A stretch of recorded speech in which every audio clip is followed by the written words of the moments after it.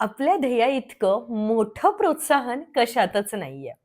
ध्येयामागे आपण जितके वेडे असणार आहोत, तितके झपाटल्यासारखे आपण काम करणार आहोत, कामात सातत्य ठेवू शकणार आहोत. आणि मुळात ना आपल्या कामाचा आनंद घेता येणं हेच मोठं यश आहे असं मला वाटतं. आपली गुणवत्ता कितीही असू देत, पण आपलं काम, आपली काम करण्याची पद्धत, आपले काम करण्याचे तास हेच जास्त श्रेष्ठ आहेत. एकच काम आपण नवनवीन पद्धतीने जेव्हा करायला लागतो, त्यावेळेला कामाचा कंटाळा येत नाही आणि म्हणून सातत्य ठेवणं सोपं जातं. कामावरील प्रेम, श्रद्धा, आस्था उगाच कोणाला तरी पाहून त्यांच्यासारखं व्हायचं आणि ते हे काम करतायत म्हणून आपण पण हे काम करायचं किंवा त्यांचं उचलायचं आणि आपणच ते वापरायचं. असं जर आपण करायला लागलो, तर आपण अजिबात सातत्य ठेवू शकणार नाही.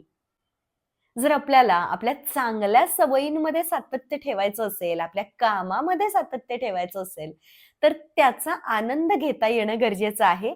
त्याचबरोबर आपल्या सवयींवरती श्रद्धा ठेवणं, आस्था ठेवणं गरजेचं आहे. आपल्या कामाला देव मानणं गरजेचं आहे. काम म्हणजे ही एक ऊर्जा आहे. ती ऊर्जा आपल्याला जगण्याचं बळ देतीये आणि त्या कामाचा जेव्हा आपण आनंद घेणार आहोत, त्यावेळेला अरे बापरे! उद्या परत सोमवार असं वाटणार नाहीये. शुक्रवारची वाट पाहावी लागणार नाही. शनिवार, रविवार सुट्टीचे दिवस कसे गेले बाबा, याचं आपल्याला वाईट वाटणार नाहीये. सतत दिवस-रात्र ज्यावेळेला आपण काम करतो, त्यावेळेला आपण त्या कामाचा आनंद घेतो.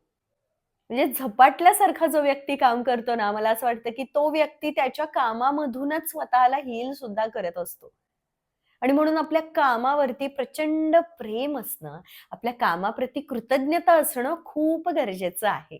आपण ना कृतज्ञता व्यक्त करण्यासाठी वेळच देत नाही. ना आपण आपल्या सवयींबद्दल, आपल्या क्षमतेबद्दल, आपल्या कामाबद्दल, आपल्या नात्यांबद्दल कृतज्ञता व्यक्त करतो, ना आपण आपल्या कामाला वेगवेगळ्या पद्धतीने हाताळतो. आपण अगदी त्याच फ्लोमध्ये आयुष्य जगत असतो. म्हणजे उठायचं, ह्या-ह्या वेळेला हे काम करणे, पुन्हा येणे, पुन्हा काम करणे, झोपणे. आपलं रोजचं रुटीन सोडून आपण वेगळं काहीच करत नाही. म्हणजे उगाचच आपल्या कामाचं डेस्क बदलून बघणे किंवा मध्ये-मध्ये ब्रेक घेऊन जरासं बाहेर बघणे, बाहेर बघून थोडासा आनंद व्यक्त करणाऱ्या भावना स्वतःमध्ये निर्माण करण्याचा प्रयत्न करणे. एखादं छान गाणं ऐकणे. उगाचच मध्ये 1-1.5 तास काम केल्यानंतर पुन्हा एखादं छान गाणं ऐकणे किंवा मग लोकांशी बोलणे, आपल्या फील्डमधल्या लोकांना जाऊन भेटणे, बोलणे अ, किंवा उगाचच बाहेर बाहेर जाणे, बाहेर वेगवेगळ्या ठिकाणी वेळ घालवणे, वेगवेगळ्या ठिकाणी ध्यान करणे म्हणा किंवा घरामध्येच वेगवेगळ्या ठिकाणी बसून वर्क फ्रॉम होम असेल, तर घरामध्येच वेगवेगळ्या ठिकाणी बसून काम करणे. एखादी नवीन सवय आपल्याला लावायची असेल आणि त्यात सातत्य राहत नसेल, तर तीच सवय किंवा तीच गोष्ट वेगवेगळ्या पद्धतीने ज्यावेळेला आपण करतो, ज्यावेळेला आपण प्रचंड कृतज्ञता व्यक्त करतो, की हे मी करू शकतीये, त्यावेळेला ते आपल्या जीवनामध्ये वाढणार आहे. मी रोज व्यायाम करू शकते, याबद्दल जर मी रोज कृतज्ञता व्यक्त करायला लागले, तर 100% माझी कपॅसिटी, माझी क्षमता किंवा त्या कामाबद्दल मला वेळ मिळणं आपोआप वेळ मिळायला लागेल, ती क्षमता आपोआप वाढायला लागेल. ज्या गोष्टीबद्दल आपण ग्रेटफुल राहणार आहोत, ती गोष्ट वाढणार आहे. मग सातत्य आपण जर ठेवू शकत नसू, तर मला असं वाटतं, की आपलं ध्येय चुकतंय किंवा आपण त्या ध्येयाप्रती अजिबात सीरियस नाही आहोत. अगदी रोजचं रुटीन जरी आपल्याला काहीच आपल्यासमोर ध्येय नाहीये. आपण समजा आपण गृहिणी आहोत किंवा आपण विद्यार्थी आहोत आणि आपल्याला फक्त अभ्यास करायचा आहे किंवा आपल्याला फक्त रोज घरातलंच काम करायचंय आणि ह्यातच आपण गुरफटून राहिलोय आणि आपल्या जगण्याला अर्थच नाहीये म्हणून आपण एखादी नवीन सवय दुसऱ्यांचं कोणाचं तरी बघतो सोशल मीडियावरती आणि ती एखादी नवीन सवय स्वतःला लावायला घेतो आणि त्यात आपण सातत्य नाहीच ठेवू शकत. कसं ठेवू शकणार आहात? तुम्ही स्वतः कोण आहात? तुमचं काय आहे? तुमचं वेगळं अस्तित्व काय आहे? जरी तुम्ही विद्यार्थी असाल, जरी तुम्ही गृहिणी असाल किंवा जरी तुम्ही एखाद्या छान पोझिशनवरती काम करत असाल, तर त्याच्या व्यतिरिक्त तुमचं आयुष्य काय आहे? किंवा त्याच्या व्यतिरिक्त तुमचं अस्तित्व काय आहे? याचा कधी तुम्ही विचार केलाय का? आज हा व्हिडिओ शूट करत असताना मी प्रचंड थकलेली आहे. मला ताप आलेला आहे. माझा आवाज बदललेला आहे. तरीही मी आज शूट करायला बसली आहे.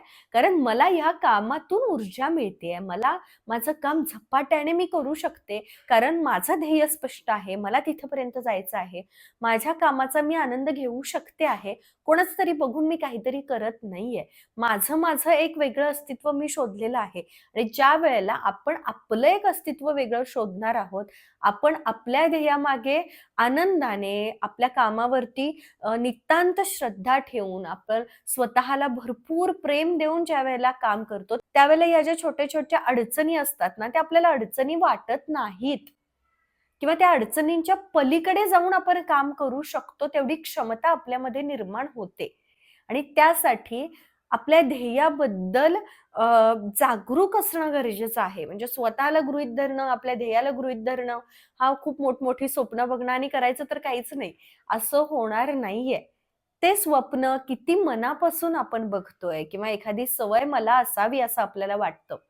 समजा आपल्याला फिट राहायचं एक स्वप्न आहे आपलं आणि ते खूप मनापासून जर आपण बघत असू, तरच 100% आपण तिथं प्रयत्न करू शकणार आहोत. उगाच कोणाला तरी फिट एखाद्या व्यक्तीला बघितलं आपण त्याचं वजन किंवा त्याचं शरीर बघितलं आणि आपल्याला असं वाटलं की त्याच्यासारखं आपल्याला व्हायचंय.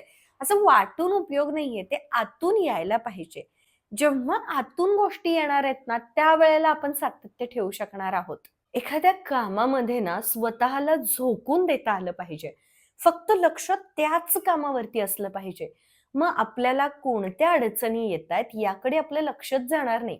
आपलं लक्ष कुठे असणार आहे, की मला हे काम करायचं आहे किंवा मला माझी ही सवय पाळायची आहे. एकाच ठिकाणी ज्यावेळेला आपण लक्ष देतो, एकाच कामावरती किंवा एकाच सवयीवरती जेव्हा आपण लक्ष देतो, त्यावेळेला आपण ते चांगल्या पद्धतीने करायला लागतो आणि ते करायला लागल्यावर ना आपल्यातला हा आत्मविश्वास सुद्धा वाढायला लागतो, की अरे वाह! आपण हे काम करू शकतोय. आणि तोच आत्मविश्वास आपल्याला बळ देतो, ती सवय पुढे कंटिन्यू करण्यासाठी किंवा ते काम पुढे कंटिन्यू करण्यासाठी. आपली जी लक्ष केंद्रित वृत्ती आहे, म्हणजे फक्त उठता, बसता, ध्यानी, मनी, स्वप्नी तेच दिसायला पाहिजे, जे आपल्याला करायचं आहे, जे आपलं ध्येय आहे. तुमची हीच वृत्ती तुम्हाला सातत्य ठेवण्यामध्ये मदत करणार आहे आणि मग आपोआपच आपण त्या गोष्टीमध्ये तज्ञ व्हायला लागतो. म्हणजे बघा, जर तुम्ही विद्यार्थी असाल, तर अभ्यास कसा करायचा हे तुम्हाला खूप छान पद्धतीने तुमचं सगळं लक्ष अभ्यास कसा करायचा यावरतीच आहे. तर तुम्ही अभ्यास कसा करायचा, स्वतः अभ्यास करण्यासाठी वेगवेगळे प्रयोग करणार आहात. तेच प्रयोग तुम्ही 4 लोकांना सांगणार आहात. तुम्ही 4 लोकांच्या आयुष्यामध्ये बदल घडवू शकणार आहात. अभ्यास कसा करायचा, अभ्यासामध्ये सातत्य कसं ठेवायचं यावरती तुम्ही तज्ञ, या विषयावरती तुम्ही तज्ञ होणार आहात. आणि प्रत्येक व्यक्तीमध्ये एक खासियत असायला पाहिजे. तीच खासियत घेऊन आपण प्रत्येक परिस्थितीमध्ये उभे राहू शकतो. जरी तुम्ही गृहिणी असाल, तरी देखील 4 आणखी गृहिणींना तुम्ही मोटिव्हेट करा ना, की रोजची दिनचर्या कशी वेगळी आपण करू शकतो. रोजचा तोच-तोचपणा आपण कसा बदलवू शकतो. हे तुमच्यामध्ये आहे. ते शोधा. फक्त ते शोधायची गरज आहे. लक्ष केंद्रित कुठं करायचंय? मला माझं काम करायचंय प्लस मला माझं घर सांभाळायचं आहे. किंवा फक्त मला माझं घर आणि मुलं सांभाळायची आहेत. जे काही तुमचं ध्येय असेल, त्यामध्ये इतकं लक्ष केंद्रित करा आणि तेच इतक्या वेगवेगळ्या पद्धतीने करा, इतकं जाणीवपूर्वक त्याच्यामध्ये वेगवेगळे प्रयोग करा आणि इतरांसाठी का नाही तुम्ही मोटिव्हेशन बनणार?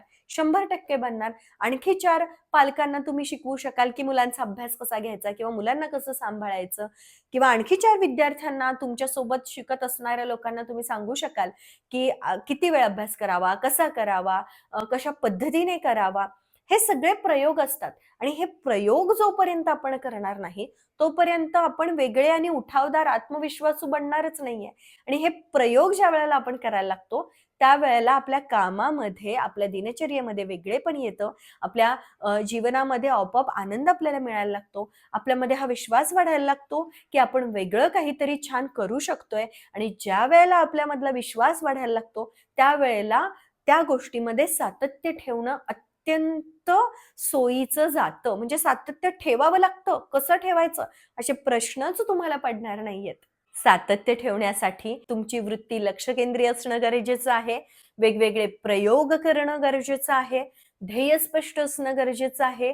ध्येयावरती, जे काही आपलं ध्येय आहे, की ज्या गोष्टीमध्ये आपल्याला सातत्य ठेवायचं आहे, त्या गोष्टीवरती पूर्ण विश्वास, पूर्ण श्रद्धा, प्रेम, आस्था असणं गरजेचं आहे आणि आपल्या क्षमतेबद्दल, त्या गोष्टीबद्दल कृतज्ञता व्यक्त करणं गरजेचं आहे. या गोष्टी तुम्ही करायला लागलात, की सातत्य कसं ठेवू सायलीताई, हा प्रश्न तुम्ही कधी निर्माणच तुमच्या मनामध्ये होणार नाही. मला विचारायचं दूरच, तुमच्या मनातच हा प्रश्न निर्माण होणार नाही. मला असं वाटतं, की प्रत्येकाने छान आयुष्य जगावं. प्रत्येकाने काहीतरी वेगळं करावं. कारण प्रत्येक व्यक्ती वेगळा आहे. प्रत्येकाची सवय वेगळी आहे. प्रत्येकामध्ये एक खासियत आहे आणि असं कधी-कधी वाटतं ना, की प्रत्येकाला जाऊन सांगावं, की "अरे उठ, हे कर, हे तुझ्यामध्ये आहे. ही खासियत तुझ्यामध्ये आहे, ती ओळख आणि कामाला लाग."